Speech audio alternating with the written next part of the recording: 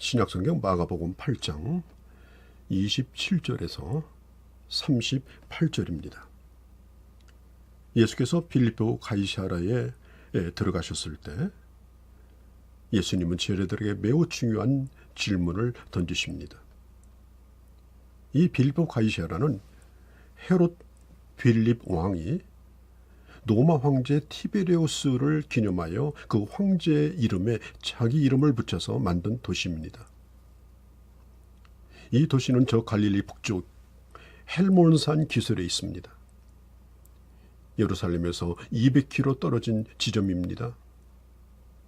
그런데 주님께서 그 빌립보 가이사랴의 마을 사이를 지나가시다가 주님의 제자들에게 질문하십니다. 사람들이 나를 누구라고 부르느냐? 사람들이 나를 누구라고 생각하느냐? 자, 예수님은 질문의 천재입니다. 여러분, 질문의 힘, 또 이 질문의 영향력이 참 대단하죠. 잘 가르치는 사람, 지혜로운 사람은 질문을 잘하는 사람입니다. 그 사람 속에는 가능성과 좋은 답을 끌어내려면 좋은 질문을 하실 줄 알아야 합니다. 예수님은 100여 번의 질문을 통해서 그들 스스로가 고민하게 만들고 진리를 고백할 수 있도록 하셨던 분이죠. 그런데 예수님께서 오늘 하신 이 질문은 그동안에 하셨던 모든 질문 가운데서도 가장 중요한 질문입니다. 인간의 역사 가운데 예수가 누구냐? 그리고 당신은 그 예수를 누구라고 답하겠는가? 이것이 역사를 바꾸고 이것이 그 사람의 운명을 바꿉니다. 여기에 대하여 바른 대답을 하셔야만이 주님과 바른 관계가 맺어집니다. 이 세상에 모든 것을 다 통달하고 있다 할지라도 예수님에 대해서 무식하든지 아니면 오해하고 있다면 이 사람이 가장 불행한 사람입니다. 주님은 일단 여론을 듣고자 하십니다. 제자들이 말합니다. 세례 요한이라고 엘리야라고 에레미야라고 또 선지자 중에 한 분이라고 하더라 이렇게 말합니다. 이것은 어디까지나 3인칭입니다. 그 사람, 저 선지자에 불과합니다. 물론 사람들의 여론은 예수님에 대해서 매우 좋았습니다. 존경하는 인물들이었습니다. 그러나 답은 아닙니다. 그러나 그 고백이 구원자는 아닙니다. 모든 것을 다 알고 있다 할지라도 예수 그리스도를 모르면 구원이 없습니다. 그리고 예수님에 대하여 아는 것과 예수님을 아는 것과는 다릅니다.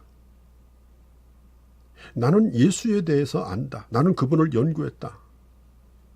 그분에 대해서 아는 것이지 그가 나와 어떤 상관이 있는지 그걸 모른다면 그는 예수님을 모르는 것입니다. 오늘 현대인들은 이 기독교란 예수라고 하는 성자가 만든 종교다. 이렇게 생각하는 사람들이 있습니다.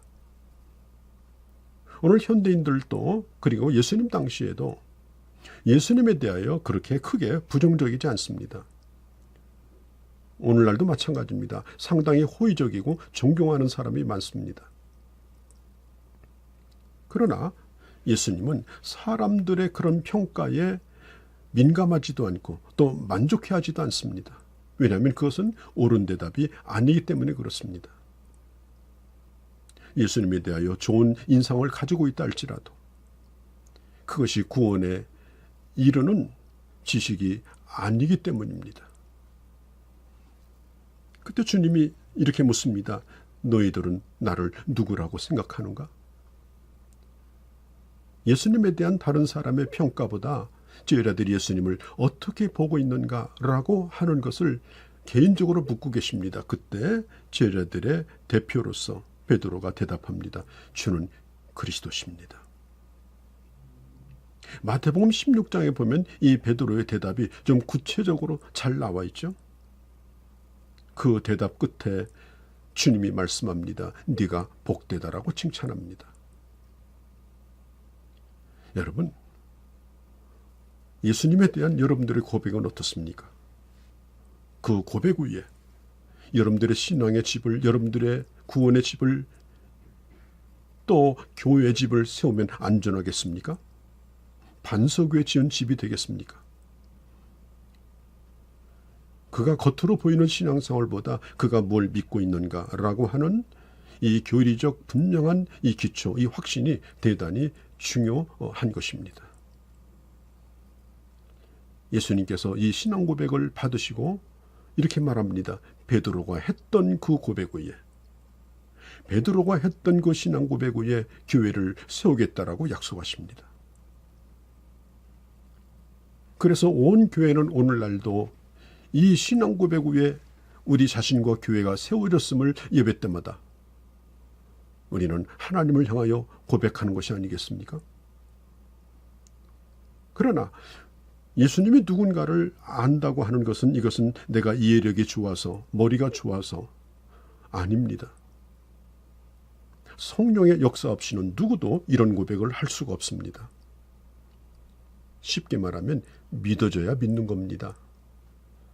믿어지지 않는 자를 어떻게 부를 수가 있겠습니까? 또 어떻게 믿을 수가 있겠습니까? 그렇기 때문에 믿어지는 것이 은혜고, 그래서 베드로에게 주님이 말씀합니다. 네가 복된 자다. 주님을 향하여 신앙적인 바른 고백을 할 수 있는 것이 얼마나 큰 복을 내가 받았는지를 여러분 기억할 수 있기를 바랍니다. 주님이 누구인가를 알려면 하나님의 이 계시가 임해야 되는데 말씀의 계시가 필요합니다. 들려줘야 합니다. 그 다음에 믿어지는 단계가 필요합니다. 여기서 믿어질 때 성령이 역사합니다. 그리고 입으로 고백합니다. 오늘 31절에도 보니까 비로소라고 말하죠. 자, 이런 고백이 있은 직후에 주님께서 비로소 고난에 대한 말씀을 하시고 부활에 대한 말씀을 하십니다. 그 당시 종교 지도자들에게 배척을 받고 죽음을 당할 것을 말씀하십니다. 자, 이 얘기를 들었던 이 제자들은 대단히 당황했습니다. 뜻밖의 소식이었습니다. 이 주님의 사역 마지막 부분에 가면서 제자들은 긴장합니다. 왜냐하면 주님께서 예루살렘에 올라가서 보좌에 앉으실 때 우리는 어느 자리에 앉을까?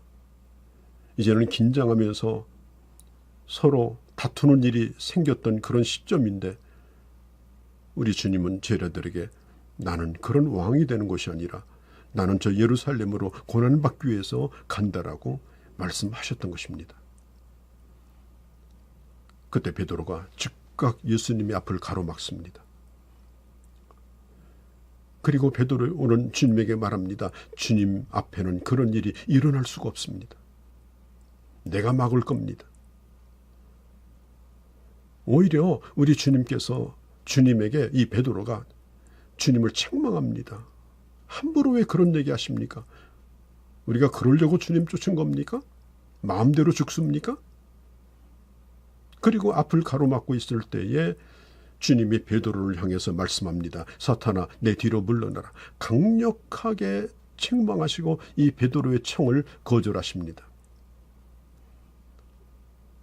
사람의 방법을, 사람의 야망을 따라서 예수님과 함께 하나님의 나라를 도모하려고 했던 이 베드로의 그 생각이 잘못된 것임을 우리 주님께서는 가르쳐주고 있는 것입니다.